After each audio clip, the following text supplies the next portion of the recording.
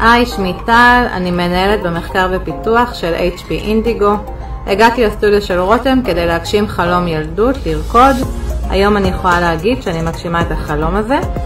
הסטודיו הפך להיות ה-happy place שלי, ומעבר לכך שרותם מלמדת אותנו לרקוד באופן מקצועי, האווירה היא מדהימה, האנרגיות הן מדהימות ועוצמתיות. ממליצה בחום. היי, אני ג'ני שחורי, אני עורכת ספרותית וסופרת צללים. אני תלמידה של רותם כבר 11 שנה. לרקוד בשבילי זו דרך חיים של ביטוי, יצירה, בריאות ואהבה לעצמי. אני אוהבת את הסטודיו של רותם כי יש בו מקום לכולן, בכל מצב רוח, בכל גיל ובכל סטטוס. ולרקוד זאת דרך נפלאה לעשות כושר, לצאת משיעור שמחה, מאושרת ועם יכולת אדירה להמשיך את היום בקלות. שרק נמשיך. שלום, שמי לאה ואני מנהלת הבטחת איכות. הסטודיו של רותם עבורי הוא נקודת האור בקצה היום, זה הרגע שאני מחכה לו.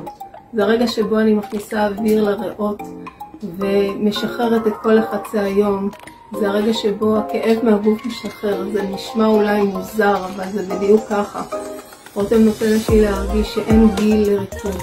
והשיעורים אומנם מאתגרים אותי פיזית, אבל אני תמיד מוצאת את עצמי באיזשהו תהליך התפתחותי. הסטודיו בעצם מהווה עבור איזשהו מקום מפלט לעצמי, נטו לעצמי, כדי להתפרק פיזית ונפשית. והפריבילגיה המדהימה זו החברות שנוצרה שם בין כל הבנות. כל הבנות בקבוצה הפכו להיות בעצם כמו סוג של משפחה. וזה מקסים וזה מרגש. ורותם היא לב, כשמה כן היא יודעת בדיוק איך לגרום לכל אחת מאיתנו לזוז, היא יודעת בדיוק איך לגעת לנו בנשמה, ומרגשת אותנו כל פעם בקומבינציות מהממות. ובקיצור, הסטודיו מבחינתי זו מתנה שאני מעניקה לעצמי.